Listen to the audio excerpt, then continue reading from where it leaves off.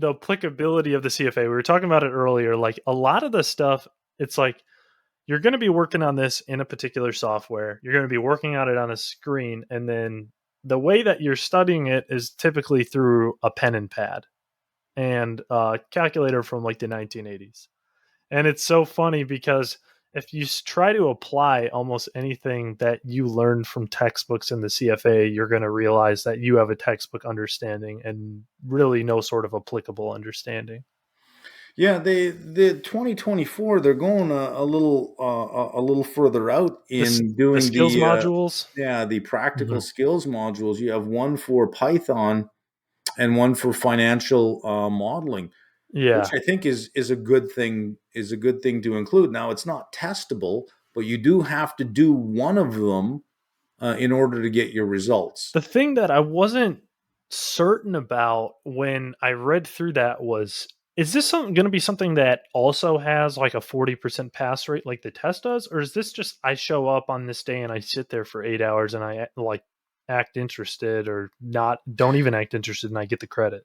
Well, no, it's you do it online. Oh, it's online. Yeah, it's Okay. online, and you go through it, you complete it, and as long as you complete it, that's all they care about. You've completed it, and you have to complete at least one of them. I don't know why you Hmm. wouldn't do both. I don't know why you'd just do one and just say, well, I just want to get by. If you're just Yeah. trying to get by, do something else. This Hmm. is not an industry to just get by. You will cycle through and be spit out the bottom of the industry if your goal is to get by, because no one will keep you on. No Yeah. one will keep you on. You will end up at Starbucks anyways. So why spend the Hmm. time and the money? Go directly to Yeah. Starbucks.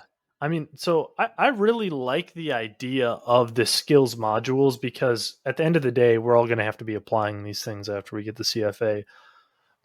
But what is weird to me is sort of a participation aspect to the CFA exams. Like I always think of the CFA exams as something that derives its value from just being so hard to achieve. So to add something in that's just like, yeah, you just do this thing and you like check the boxes and you're past that part. It feels like it should be something that's difficult, just like the tests are. It could be a precursor to being included into the exam. I mean, it Mm, would be this is CFA is not a coding course, yep. right? So, but is coding important to know? Probably, because Python can help get a lot of things for you off the internet.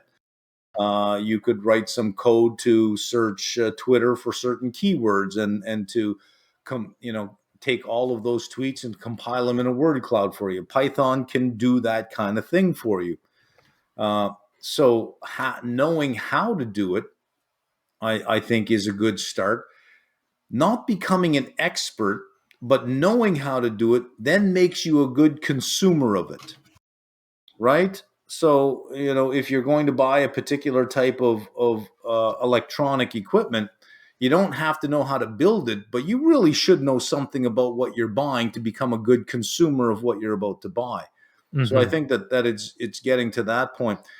The financial modeling, well, that's really what you're going to do. I think in time the exam will probably evolve such that it will include Excel, or Yeah. your question will have a small plug-in Excel grid where you have to forecast revenues for a certain amount of time Hmm. based on certain assumptions that you will have to do. I think it'll evolve to do more of that. And I mean, think about if the exam did evolve that way, you would be training people who would be extremely prepared for the workforce. Yeah, Because the yeah. right now, I think the CFA exam is training extremely smart academic people. Like if you can get through all three levels of the CFA exam, we know you're really smart and we know you're really textbook smart. You can understand theoretical things and you can solve equations on paper with a pen and a 1980s calculator. But realistically, as an employee in the workforce, like you're going to be working in Excel for most likely or Python. Oh, and this is kind of interesting. I put a survey on my channel a few weeks ago that said, what software do you work in the most at work? And most of the people who watch my channel are probably preparing for the CFA or kind of in this world. And I think more than 90% said Excel was the Yeah. number one software they work with. It was the most overwhelming majority I've seen of any of the surveys I've put out. But yeah, it just goes to show like this is what everybody's being asked to do. Like it might make a lot of sense if there's a component of the exam where you have to solve some of these things in Excel. Yeah, so the Excel commands, like in Quant, the Excel commands Mm-hmm. are in the curriculum now. Python code is in the curriculum. Mm-hmm. So to calculate the mean of something, here's the code snippet that would do it: the arithmetic mean, the geometric mean, the Uh-huh. variance, the standard. So they give snippets of the code. It's in the curriculum, and it's showing up in there now, but it's not testable stuff. That in time it will be. um, you know uh, as far as how to apply all of this stuff, there is a division of labor here. Is the CFA is saying we're the repository of the knowledge, but the application, that's your 3-year apprenticeship of wherever you happen to be working. I mean, somebody has to do the other side of the job. We'll do this side and fill you with the information and the knowledge you need, but the experience you got to get from these guys over Mm-hmm. here. And it's a partnership, right? So we can't, I think, hold CFAI's feet to the fire by saying, "Oh, you ill prepare me for the real world." It's like, Mm-hmm. well, that's what the 3-year requirement is for. Keep in mind, when you pass level 3, you've only passed 3 exams. You don't have the charter till you have 3 years of work experience. That is the application part. That is a requirement that hasn't gone away. So in essence, it's still in that respect, as far as being having the ability to apply stuff.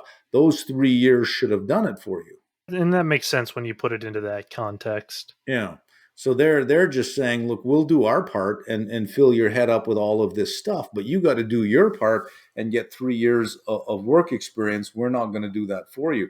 So I don't know that it is their responsibility so much Mm-hmm. to apply most of it. So any application that they're doing, I think, is a good step.